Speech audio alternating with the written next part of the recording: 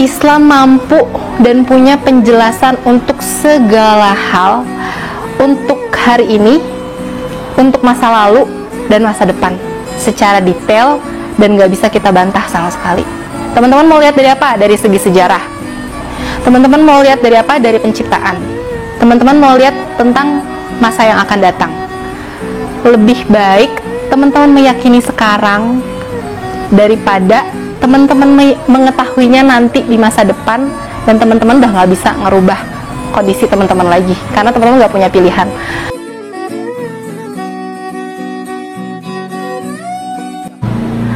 Bismillahirrahmanirrahim. Assalamualaikum warahmatullahi wabarakatuh semuanya.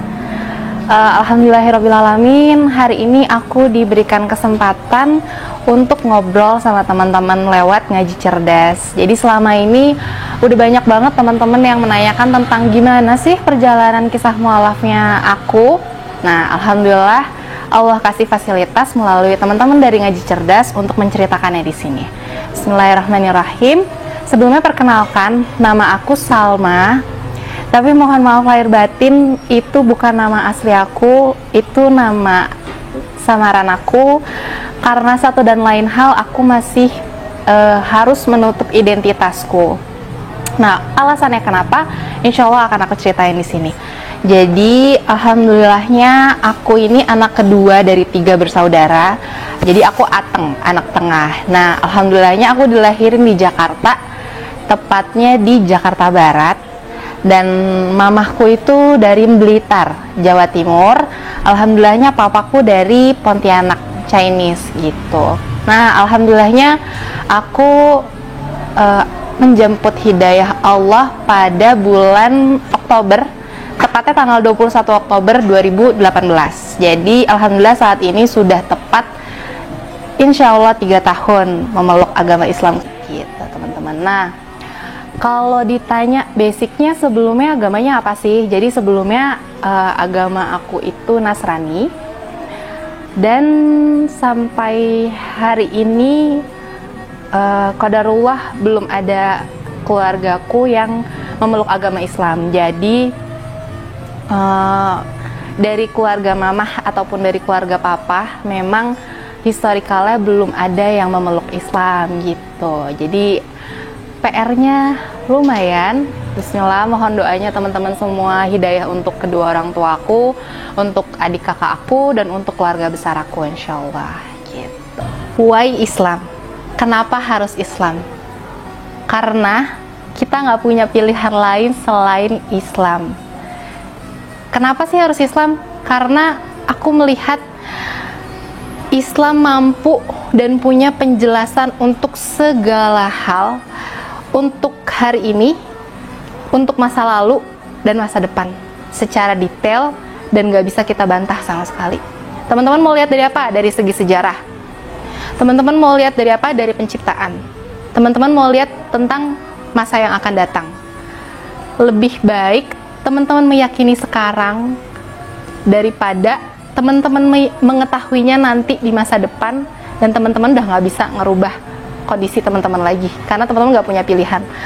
Jadi logikanya ya nggak ada ruginya teman-teman meyakini hal itu sekarang, tiba-tiba di akhirat ternyata itu berbeda dengan yang kita yakini sekarang, daripada kita baru mengetahui kebenaran yang kita yakini saat ini benar tapi kita baru tahunya di akhirat dan kita udah nggak bisa ganti pilihan kita lagi.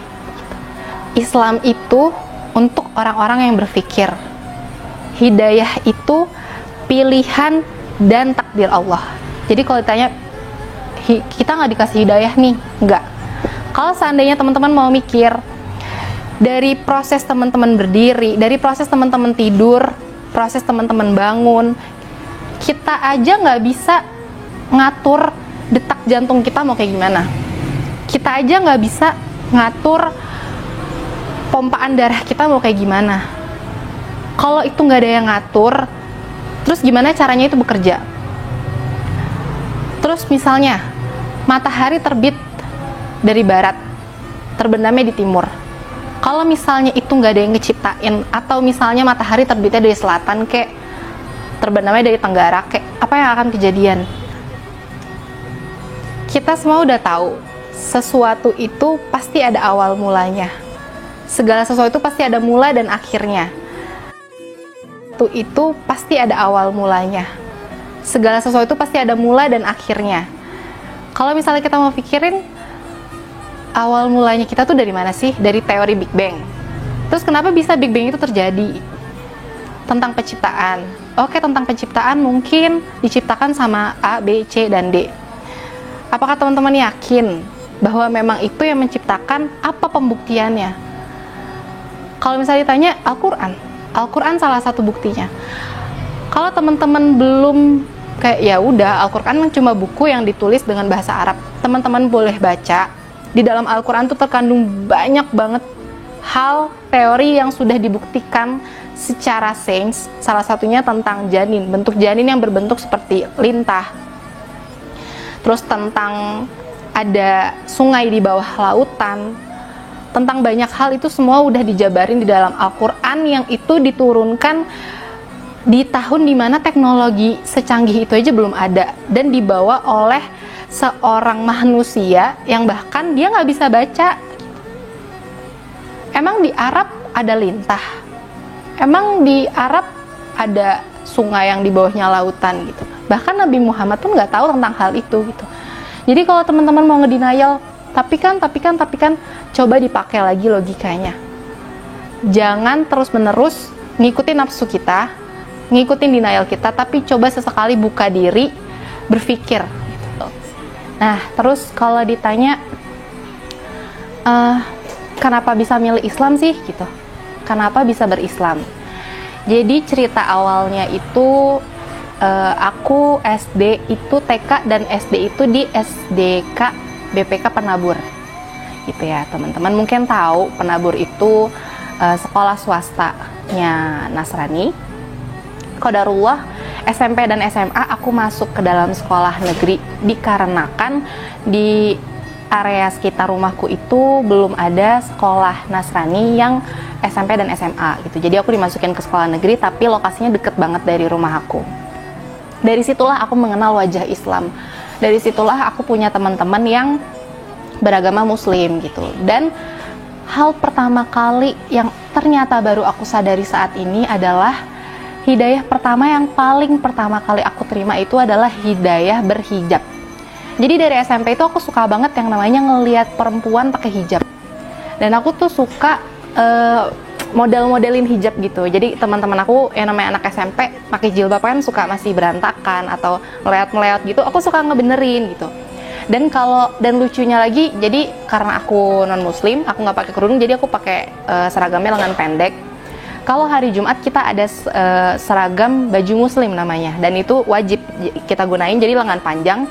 Nah kalau hari Jumat itu aku suka minjem kerudungnya teman aku. Jadi teman aku perempuan yang muslim, aku pinjem jilbabnya, dia yang nggak pakai jilbab seharian gitu. Jadi sekolah tuh memang dari SMP aku udah senang pakai jilbab.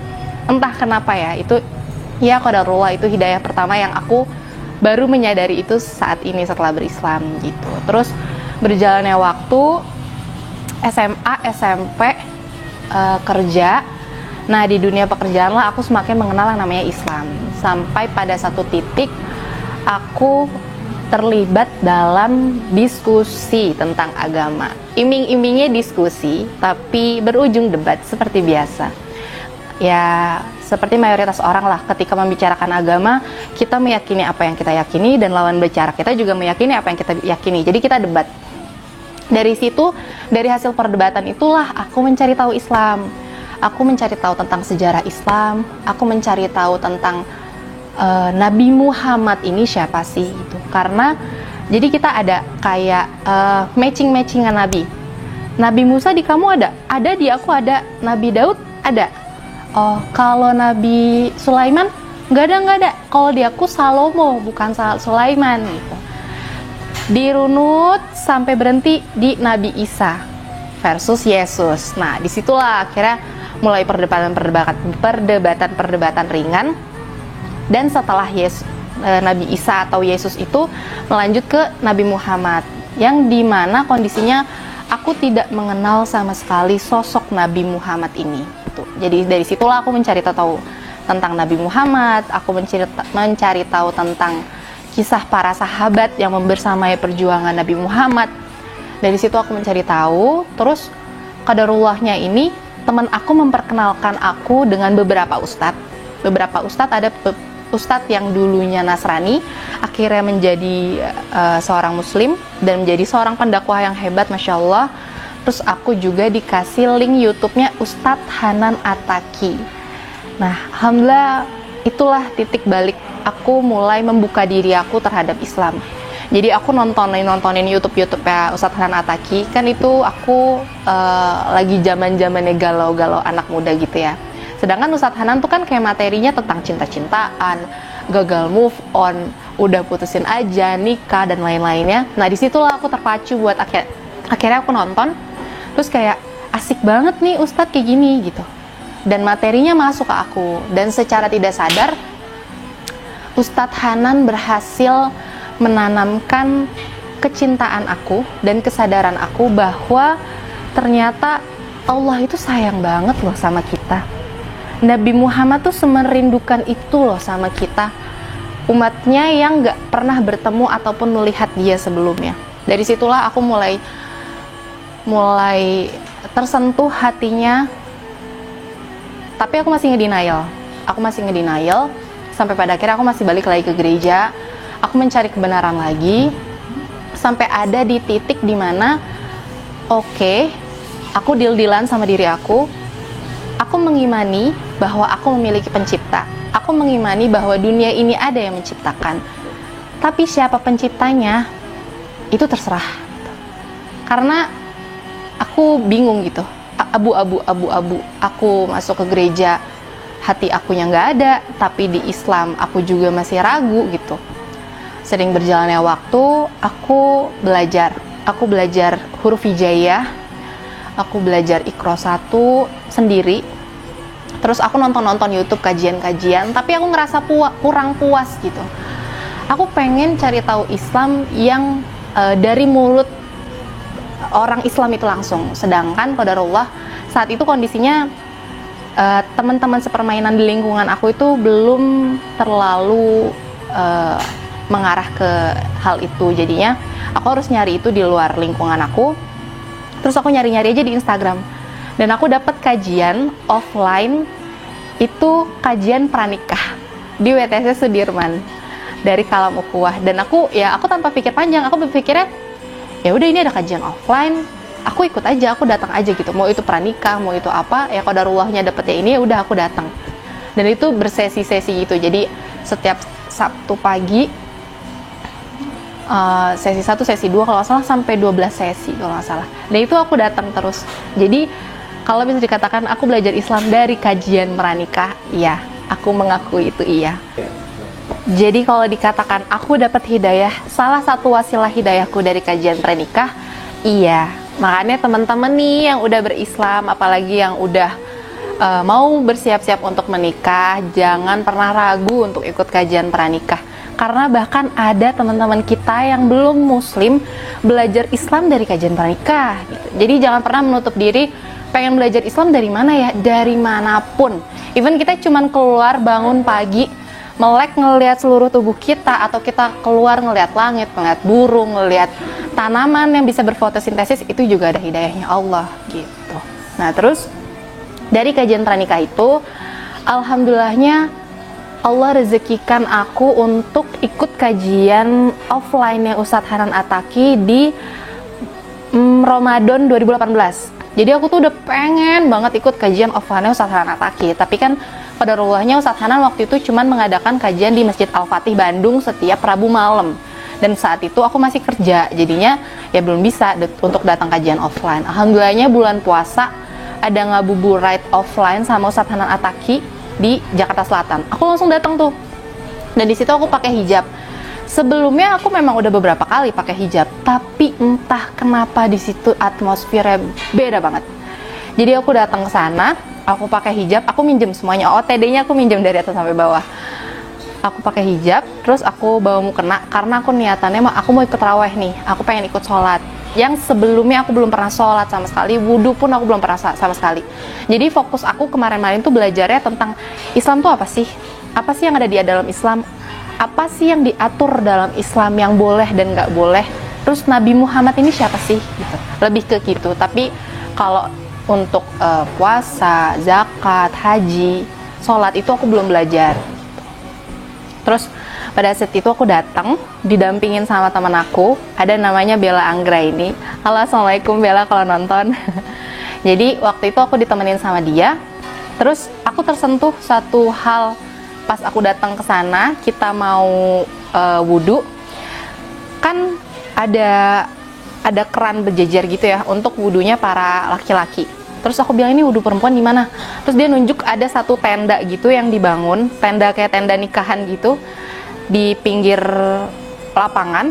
Nah ternyata perempuan tuh di situ wudhunya. Jadi dibikinin tenda, terus dalamnya cuman keran sebaris. Aku langsung amazed kayak, ini Islam kenapa sebegininya gitu? Kenapa menjaga wanitanya tuh se-sweet ini gitu? Pada saat itu aku ngeliatnya ini sweet banget.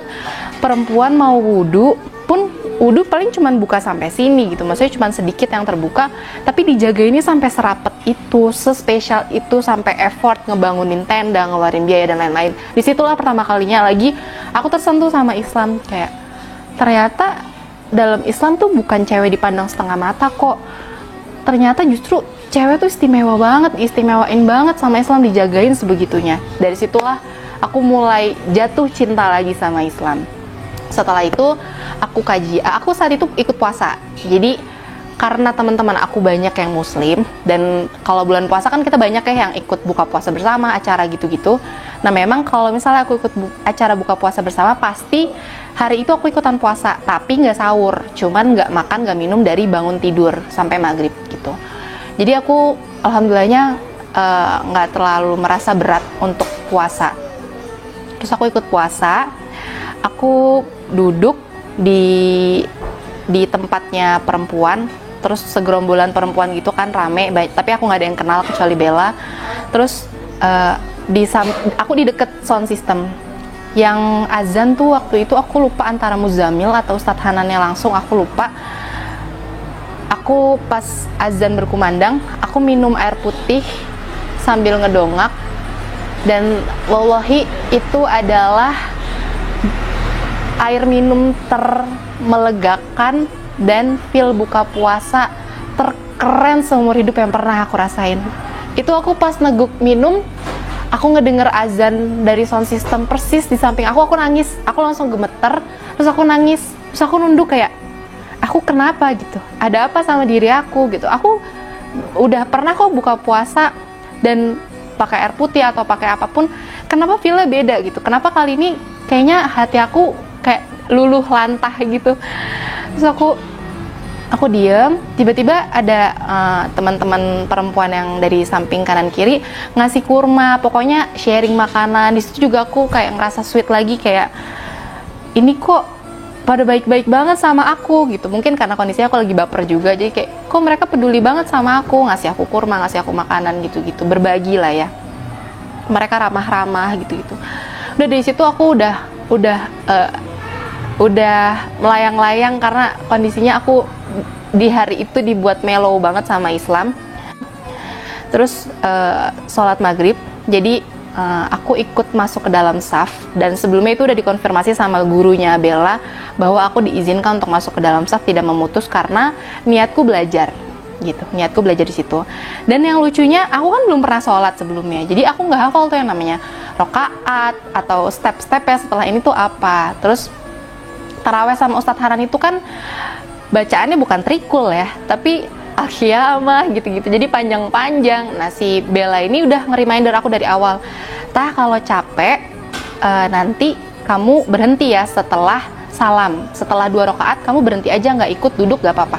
Aku iya aja, padahal dalam hati aku, salam apa salam, 2 rakaat apa, aku nggak tahu gitu. Tapi ya udah, bismillah, aku ikutin aja.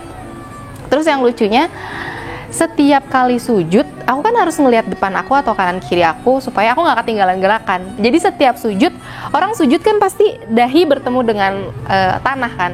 Aku nggak, jadi aku kalau sujud tuh gini, ngintip gitu. Jadi aku kalau sujud, orang-orang nunduk, aku gini. Biar apa? Biar aku tuh nggak ketinggalan sama teman-teman di samping kanan kiri aku gitu. Jadi kalau sujud orang gini, aku gini. Pas orang bangun, baru aku ikutan bangun gitu. Tapi alhamdulillahnya nggak ada pandangan-pandangan aneh, karena mungkin kanan kiri aku juga alhamdulillahnya khusyuk. Dan aku ternyata kuat nyelesain taraweh tanpa istirahat, karena itu hikmat banget sih, itu khusyuk banget. Kayak hati aku tuh kayak disiram sama air yang sejuk banget. Jadi aku enjoy ngejalanin itu. Nah, dari sejak hari itu aku bertekad dan berniat aku mau berhijab. Jadi aku berhijab itu udah dari bulan Mei 2018. Sedangkan aku baru berani bersyahadat itu di Oktober 2018. Jadi kondisinya saat itu aku udah mengimani Islam, aku udah meyakini Islam, tapi aku takut banget buat syahadat karena aku mikirin mama papaku gimana. Jadi sejak Mei itu aku udah berhijab, tapi berhijabnya kalau main keluar atau makan sama teman-teman. Jadi kalau aku di kantor atau aku di rumah ya aku nggak pakai hijab gitu. Terus dari situ aku udah mikir nih, ya udah aku berislam tanpa syahadat deh gitu. Jadi aku ngaji, aku ikut kajian ke Jakarta, ke sana ke sini. Aku belajar baca Al-Qur'an, pokoknya segala macem, ngafalin surat-surat pendek. Tapi aku nggak mau syahadat. Aku nggak mau syahadat dan otomatis aku nggak sholat gitu. Aku ngejalanin itu beberapa bulan sampai pada akhirnya aku ikut kajian pranikah lagi di Sudirman itu. Aku lupa sesi keberapanya. Dan bintang tamunya itu Ratu Anandita. Qadarullah ya, hidayah ada di mana-mana, beneran. Tiba-tiba Kak Ratu Anandita bilang sama aku, Kak Ratu Anandita bilang dalam kajian itu, kita nggak pernah tahu kapan kita akan meninggal, kita lagi ngapain, dan kondisi kita tuh lagi seperti apa. Pas ngedenger kayak gitu, kayak aku